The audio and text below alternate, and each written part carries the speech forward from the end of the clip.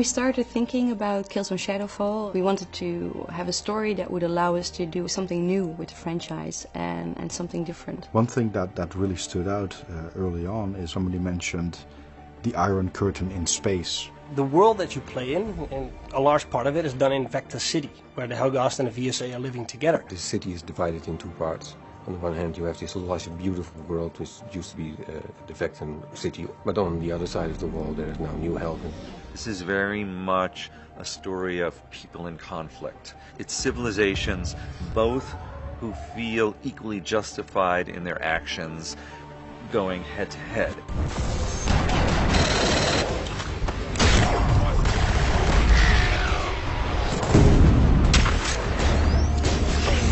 We've always drawn on kind of history. We're a science fiction universe, but at the same time it has to be relatable. It has to be something that is grounded. It reminds us also of the Berlin Wall, where this threat has always been looming over Europe, like this nuclear devastation. I still remember from when I was little looking at the Berlin Wall situation. You sort of grew up being told that, you know, the people on the other side of the wall were the wrong ones and we were the right ones. Everybody in the East just sounded really scary and really dangerous, and what was beyond that wall you cannot trust, and it was all sorts of propaganda almost. And then when the wall was broken down, you saw it really wasn't like that at all. What you see in real conflicts as well is that the bad guys aren't just bad. There's also, there's also civilians and good guys, and that plays through as a theme in Killzone Shadowfall. The game initially sets you up to hate these other guys. I mean, you're shooting these bad guys, you think they're bad guys, and then you start to realize that there's more to them. I can't believe they just throw us out like that. We have rights too. And I think that's kind of an interesting thing to start playing with. Can I overcome my own prejudice of what is beyond that wall?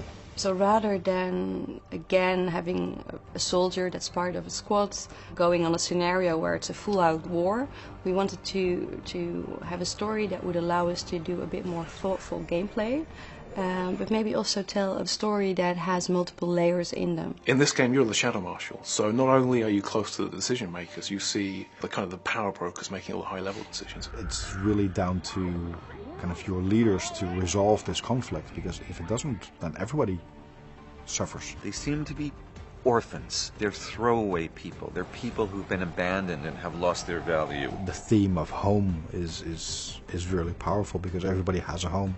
What do people who have been rejected by their societies, what do they go on and do? And in many cases they have a grief that moves them forward, but it also gives them a kind of freedom that in some way they feel like they have nothing left to lose. For those willing to listen, there's something to adjust their own kind of thinking. You start realizing that they're not all bad, and they're all also trying to kind of fight for their own freedoms and their own home, and that transforms the experience that you have as a player as well.